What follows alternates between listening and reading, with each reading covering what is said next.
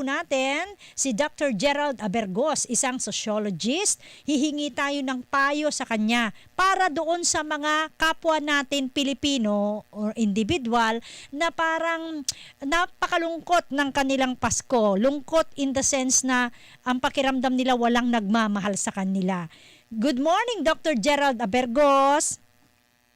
Hi, good morning. Magandang umaga sa lahat ng mga nakikinig ngayon at Merry Christmas po, Merry Christmas. Merry Christmas. Opo, Doc, sabi nga nila, hindi lang pag-araw ng Pasko ay puro kasiyahan. Mayroon din naman daw sa kanila, mga kababayan natin, malungkot pagka ganitong panahon ng Pasko. Pero ano bang dapat gawin para maging masaya ka kahit sa pakiramdam mo yung malungkot ka dahil walang nagmamahal sa'yo? Yeah, oo nga. Yun ang dapat nating harapin right now, ano. Una-una, itong mga sasabihin po natin ay hindi naman siya prescriptive. Ibig sabihin, hindi naman na laging ganito ang pwede nating gawin dahil iba-iba ang sitwasyon ng ating ng ating kalungkutan eh.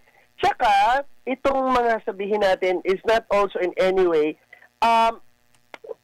ito yung para sa mga gustong sumaya. Kasi mahirap kung pipilitin natin ng isang tao na ayaw pa niyang maging masaya. Pero pag gusto niya talagang maging masaya ngayong Pasko despite my problems o my loneliness, ay ito yung pwede natin maibigay. Unang-una, bakit pa tayo nag-celebrate ng Pasko? Nag-celebrate natin yung Pasko, syempre, yung traditionally, yung birth ng ating Savior, ganyan ano. Pero it's a time kasi to connect with loved ones. Kung tayo man naging lonely, tayo man may heartache, ano, ang unang-unang sumasalo sa atin ay ang ating mga loved ones, yung mga mahal natin sa buhay. Kung ikaw man malamig ang Pasko ba? Yun nga po ang sinasabi nila, malamig ang Pasko. Oo, yung nakipag-break sa boyfriend o girlfriend o kung ano man, ano. Yung ganyan, Doktor, maputol ko kayo. Yung ganyang sinasabi niyong sitwasyon, dapat ba, malungkot ka nga dahil halimbawa, heartbroken ka, pero dapat ba sa panahong ito makipag-party ka pa rin o hayaan mo muna yung sarili mo na mag-isa? Oo, kasi depende. Ang kasi sabi ko kanina, gusto mo bang maging masaya na o gusto mo muna maging malungkot? It's no problem naman po na magkaroon tayo ng kalungkutan. Tama naman yun. Okay naman na magbigay ng panahon para maging malungkot. Pero yun ang punto doon, magbigay ng panahon para malungkot. Gaano katagal malulungkot sa araw na ito o sa season na ito? So gagawin lang naman po natin, although mahirap po ito, lalo pag may problema ka talaga, pero we try to do this. Sa isang araw, sometimes ang kalungkutan, ang sadness, ang galit, lumalabas yun pag bagong gising ka eh. Kasi maalala mo na naman yung mga bagay-bagay. Kaya ganun talaga yun eh. So, allot a time para maging malungkot ka, para mainis ka, para magalit ka, kung ano nararamdaman mo, yung negative feelings mo. Siguro sabi mo, sige, magagalit lang ako ng isang oras lang. 7 a.m. So, bibigyan mo yung sarili mo ng tanig. O, dapat hanggang alas 9 lang ako magmumukmuk, ha? Tapos yan, masaya na dapat. Ganon?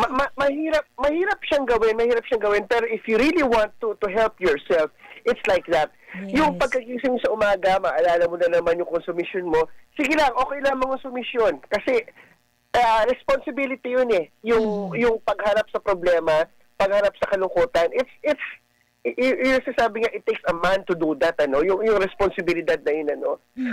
Sige, malungkot ka, gumising ka alas 8, sige, hanggang alas 10 lang ako. Kasi, konsumido ako eh. Tapos, pilitin mo ng 10 o'clock, pilitin mo, sampo lang po pilitin mo na wag ka ng mangonsumisyon, pilitin mo. Next day, Christmas season, ano, gumising ka naman alas 8, sige, I'll try na 9:30. Titigil na ako ng hinagpis ko ng kalungkutan ko. Katry mo lang hanggang sa hindi mo, ina-acknowledge mo pa rin ang problema mo, ang kalungkutan mo, pero binibigyan mo lang siya ng panahon para sa araw mo. Pero, remember, you have about 18 hours of waking time. Pagkatapos, lahat yun gagamitin mo sa negative thoughts. Kawawa ka naman, kailan ba malalaman na kailangan mo na ng tulong dahil baka naman tumuloy na ito sa depresyon? Ikaw yung magsasabi na gusto mo bang maging masaya na? Kasi there are people na hindi pa gustong maging masaya. Mhm. Iba-iba ang ways po natin on how to face anger and sadness and loneliness. May phases po yan kung paano natin iharapin yun. You know, kung yun ang katanungan, psychologist po ang dapat nating tanungin diyan kasi it's a medical condition already.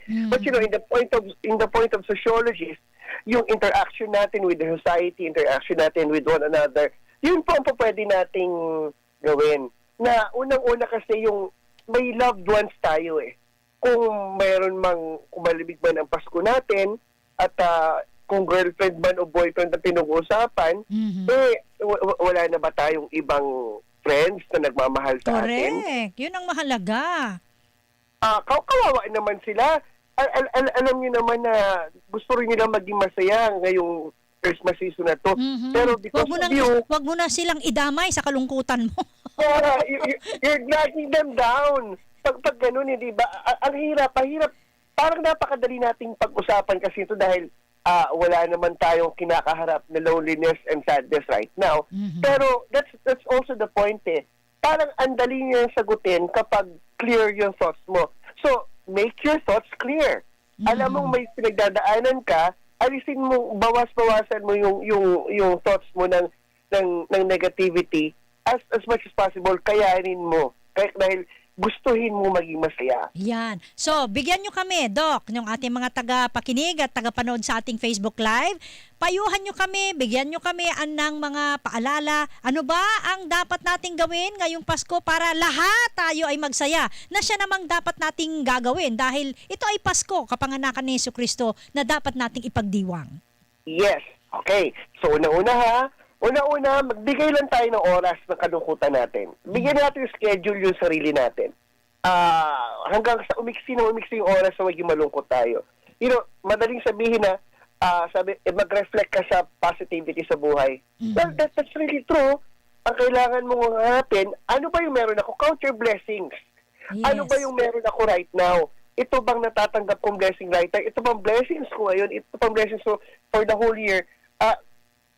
Kaya bang mas matimbang ba yun sa kalungkutan ko?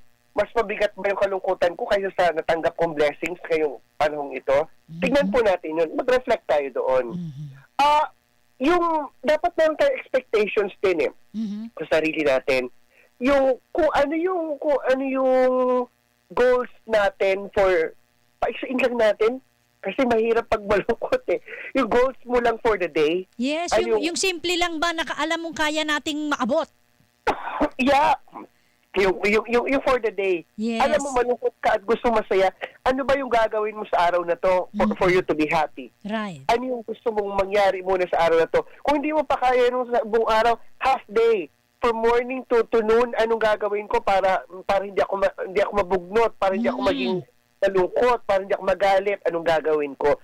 Set goals for you, set happy goals for you to do sa araw-araw, hanggang sa, alam mo yun, mawala na, mabawasan yung konting, yung hinagpis na naramdaman mo. Take care of yourself.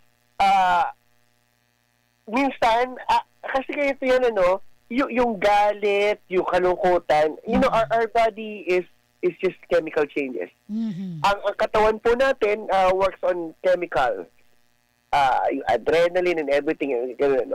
So, yung self-care, kailangan po natin yung kumain ka na maayos. Uminom ka ng tubig. Uminom ka ng as much as possible, damihan mo yung tubig para kung ano man yung negative toxins na nilalabas ng body mo because of your emotions, it can circulate sa bloodstream mo, at least masaturate, mabawas-bawasan ng konti. Hindi siya scientific yung sinasabi ko, pero hindi ko lang masabi kung ano yung mga toxins na yun. Pero that's really true. Kaya nga, di ba, pag sinasabi yung, naalala nyo po paggalit, ay, painumin yung tubig yan. May katotohanan po yun. Tama. Opo. Sometimes, kapag kapaskuhan, kasi may tradition yung kunyari ilang years na kayo ng lovey-dubs mo together, pagkatapos medyo naghiwalay kayo. May mga tradisyon na kayo during Christmas season eh. Kunyari, kasama mo sa simbang gabi, or mag-visit kayo sa bahay ng friends, or whatever it is that you do for the past few years, ano. You know, you have to create new traditions para mabura, para matakpan, Yung para malungkot na alaala na dinudulot sa Yes. inyan. yung Tama. kasi marami tayong we make ourselves we put ourselves in certain activities expecting na we'll do that every year. This year hindi mo na magagawa yan, di ba? Alam mo naman talaga sa puso mo na yung magagawa eh. So make a new one. Yan. Create activities para mas mapunuan yung dating yung dating practice na ginagawa nyo, yung dating tradition na ginagawa nyo together. Alright, with that, Dr. Abergos, sir, salamat po sa oras po ninyo at Merry Christmas! Thank you, Merry Christmas, and pilitin natin, gustuhin nating maging masaya dahil ang kasiyahan, hindi lang yan para sa'yo. Tandaan natin na lahat tayo may nagmamahal sa atin. Ayaw din nila na maging malungkot tayo. At kung meron po tayong mga kaibigan na malungkot ngayong Kapaskuhan, ay medyo kailangan may responsibilidad ho tayong para pasahin din ho sila. Ayan, salamat po. Mga kapuso, ang nakausap po natin si Dr. Gerald Abergos, isang sociologist. Pasko, Pasko, Pasko na naman.